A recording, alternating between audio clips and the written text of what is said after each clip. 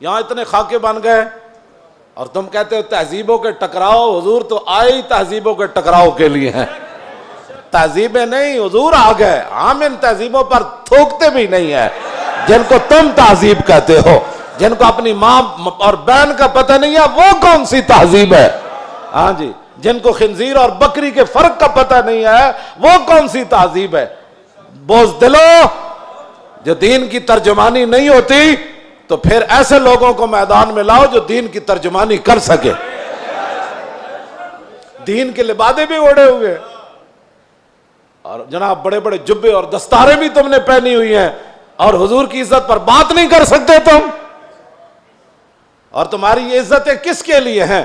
سنو، یہ سارے بہت سارے لوگوں کے مرید ہوتے ہیں اور میرے بارے میں پھر کہتے ہیں آپ نے ہمارے پیر کے بارے میں. میں تو پیر فقیر کے بارے میں بات کرتا ہی نہیں ہوں. داتا صاحب کتنے بڑے پیر ہیں. داتا صاحب نے پتہ کیا لکھا؟ ولی کی ساری زندگی نبی کے ایک سانس کے برابر نہیں ہے.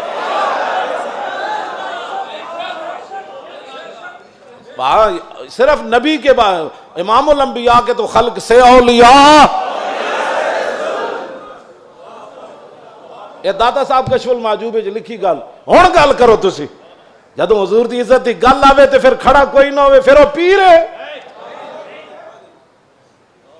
تے پھر اپنی جاناں بچائے تے اپنے جناب ادارے بچائے تے اپنے خانقاہاں بچائے. رسول اللہ کی تو سانس کی بھی کروڑوں حصے کرو نا پھر بھی اس کی ساری زندگی اس کے برابر نہیں ہو سکتی. کروڑویں حصے کے بھی. یہ تو داتا صاحب نے صرف انبیاء کی بات لکھی ہے. رہ گئی حضور کی بات تو خلق سے اولیاء اور فاق النبیین فی خلق وفی خلق ولم یدانو فی علم ولا کرم وکلہم من رسول اللہ ملتمس غرفا من البحر اور رشفا من الدیم وواقفون لدے عند حد من نقطۃ العلم او من شکلۃ الحکم. ایدہ تو میں ترجمہ نہیں کر سکتا انبیاء دی عظمت دی وجہ. امام بوصیری گل کتھے جا کے کی تھی کہ حضور دی شان کتھے جا کے ہے. فرمایا سارے انبیاء اور رسل حضور سے یہ عرض کرتے رہے کہ حضور اپنے کرم کا ایک چھینٹا ہمیں بھی عطا فرما. وَكُلُّهُم مِّن رَّسُولِ اللَّهِ مُلْتَمِسٌ غَرْفًا مِّنَ الْبَحْرِ أَوْ رَشْفًا مِّنَ الدِّيَمِ. یا اپنے سمندر سے ہمیں ایک چلو عطا فرما دو. اے لفظ اے شیر ہوندا نا دائیں بائیں تے حضور نے تو سنیا سی بوسیری نو چادر دیتی جے دے وچ کوئی گل ہوندی تے حضور نے فرمانا سی بوسیری اے شیر کٹ دے. تمہیں مقام رسول کا پتہ ہی نہیں ہے. باتیں لوگوں کو اگر مگر کی کرتے ہو. اگر مگر سے ناموس رسالت پر پیرا تھوڑا ہونا ہے. اگر مگر سے پیرا نہیں ہونا. پیرا رسول اللہ کی عزت کا ایسے ہی ہونا ہے جیسے صدیق اکبر نے پیرا دیا، جیسے فاروق اعظم نے پیرا دیا.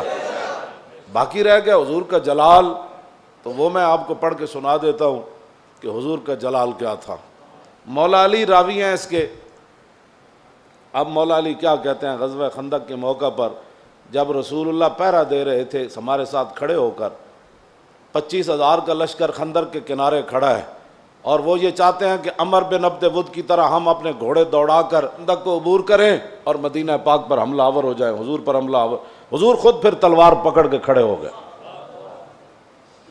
اور جب رسول اللہ بھی کھڑے تھے وہاں تو سورج غروب ہو گیا. حضور کی ظہر کی نماز بھی قضا ہو گئی.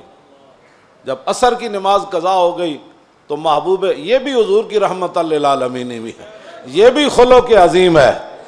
تم نے کون سا خلق عظیم کی مثالیں دیتے ہو؟ مائی کوڑا پھینکتی تھی اور تم یہ باتیں لوگوں کو سکھاتے ہو فلاں کو معاف کر دیا. وہ حضور کا اپنا حق تھا معاف کیا. امتی کو حق نہیں بنتا کہ وہ حضور کی طرف سے خود منصف بن کے لوگوں کو معاف کرتا رہے. یہ قیامت کو فیصلے ہوں گے کہ رسول اللہ نے کس کو معاف کیا اور کس کو معاف نہیں فرمایا. ہم کون ہوتے ہیں حضور کے حق معاف کرنے والے؟ اب جب سورج غروب ہو گیا تو ذرا سنیں حضور کا دعائے جلال کیا تھی.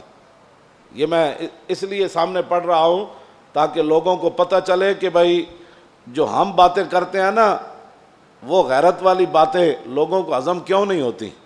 وہ چاہتے ہیں کہ فرانس حضور کے خاکے بھی بنائے اور ہم مذمت کر کے فارغ ہو جائیں،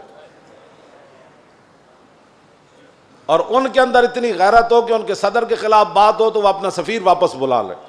عالم تسا کی حضور دا کلمہ پڑھیا او 55 ملک ہو یا 56 ملک ہو، ایدا ایک جواب دیو تسا رسول اللہ دا کی کلمہ پڑھیا؟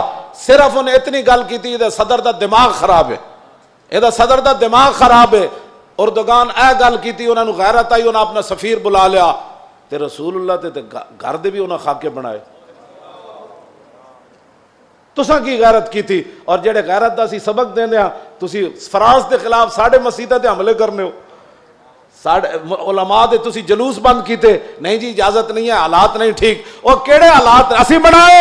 تساں بنائے حالات خراب، تساں یہود و نصارہ دی ایجنٹی کی تھی، تساں چوڑی بار بھیجی اور تساں چوڑی بار بھیجی، اور پھر تم نے اس پر فخر بھی کیا، تم نے اس پر فخر بھی کیا۔ ہمیں حضور کی غلامی پر بھی فخر ہے اور ممتاز قادری کے عمل پر بھی فخر ہے، غازی ظہیر کے عمل پر بھی فخر ہے، اور غازی عبداللہ کے عمل پر بھی فخر ہے کہ اس نے گستاخ کو پکڑ کر ایسے گردن کاٹ دی، اس پر بھی ہمیں فخر ہے۔ اور فرانس کے اندر جو کچھ مسلمان اپنی بساط کے مطابق گستاخان کے خلاف کر رہے ہیں، ہمیں اس پر بھی فخر ہے، ہمیں اس پر بھی فخر ہے، ہمیں اس پر فخر ہے، ہم ان کے ساتھ ہیں۔ تم گستاخ کو چھوڑ کر کہتے ایک چھوٹے سے گروہ تھا اور ہم نے اس کو اندر کر دیا اور چوڑی کو چھوڑ دیا، تم نے اس پر فخر ہے اور اس فخر پر قائم رہنا، دنیا میں بھی قائم رہنا ہے تم نے اور قبر میں بھی قائم رہنا ہے، کل حشر میں بھی تم نے اس پر قائم رہنا ہے۔ اور ہم دنیا میں بھی قائم کھڑے ہیں کہ ممتاز قادری کے ساتھ کھڑے ہیں، ہم تمام غازیان اسلام کے ساتھ کھڑے ہیں، ہاں جی تمام محافظان ناموس رسالت کے ساتھ کھڑے ہیں، ہمیں اس پر فخر ہے، اور ہم کل قبر کے اندر بھی ہمیں اس پر فخر ہے، اور کل قیامت والے دن تو پھر بات ہی رسول اللہ کی ہے۔ حضور کا جلال دیکھیں، حضور کا جلال دیکھیں، حضور نے کیا فرمایا جب سورج غروب ہو گیا تو عن علی، مولا علی کہتے ہیں ان رسول اللہ صلی اللہ علیہ وسلم قال یوم الخندق ملا اللہ بیوتہم وقبورہم نارا کما شغلونی عن الصلاۃ الوسطی حتی غابت الشمس۔ مولا علی فرماتے ہیں جب سورج بالکل قریب جا پہنچا اور غروب ہونے کے جب قریب ہوا تو حضور نے اس وقت کیا فرمایا؟ یا اللہ انہوں نے ہمیں عصر کی نماز نہیں پڑھنے دی، اب ان کا کیا علاج ہے؟ یا اللہ ان کے گھر بھی ان کی قبریں بھی آگ سے بھر دے۔ یہ بھی تو بتاؤ نا خلق عظیم، یہ بھی لوگوں کو بتاؤ۔ کہتے حضور نے یہ جملہ فرمایا ادھر سورج غروب ہو گئے، تو یہ بھی بتاؤ کہ رسول اللہ نے کیا